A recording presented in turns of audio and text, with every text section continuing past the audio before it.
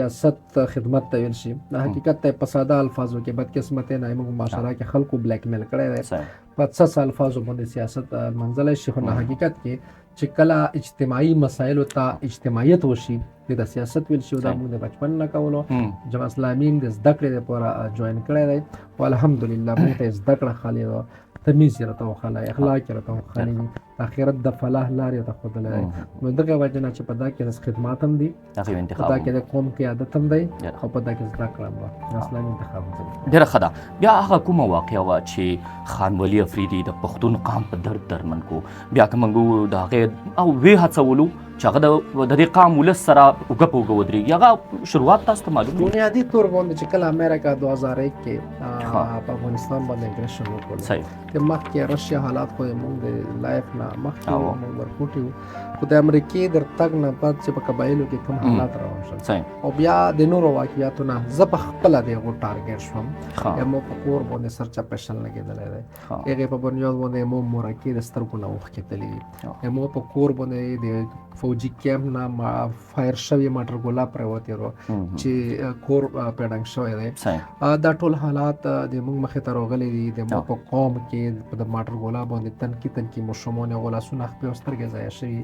دا هر څه زه په خپله هم ټارګېټ شوی یم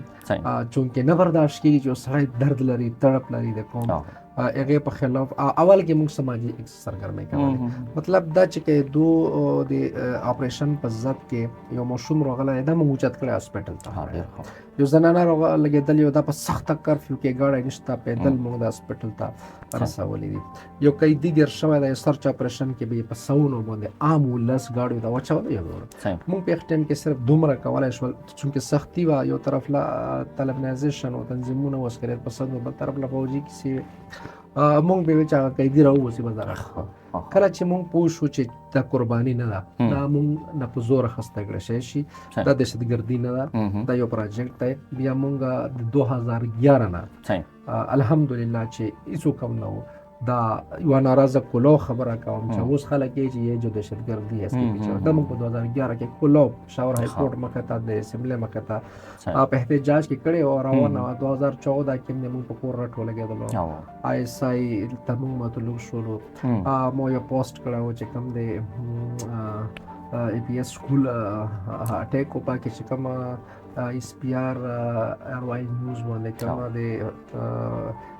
کوم حملاورو پکچر شیر کړی چې دا حملاور مو ټارګټ کړ مو پوسټ وکړو چې دا حملاور خو یو هفته مخکې پکې راکړل شوی هغې د وجې نه او داسې وه هغې د وجې نه هغه ایس پی آر خپل پوسټ واپس کړلو چې دا موږ نه دي شیر کړی بیا هغه کیس په موږ جوړ شو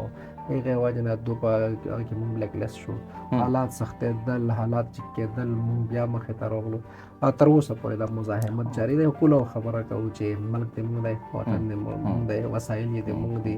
دا فوج هم د موږ دی دا ادارې هم د موږ دي خو دا په غلطو لاسونو کې دي دا ټیک کول غواړي چې نه ټیکېږي دا ختمول غواړي چې قوم او ملک ته او وطن ته د نقصان جوړ شي د 75-77 کورونو تجزیه کول پکار دی چې دا وکړو فلټر شي نقصانات د دوی سیز ډېر دي که فایدې ډېرې دي هر نه پس قوم ته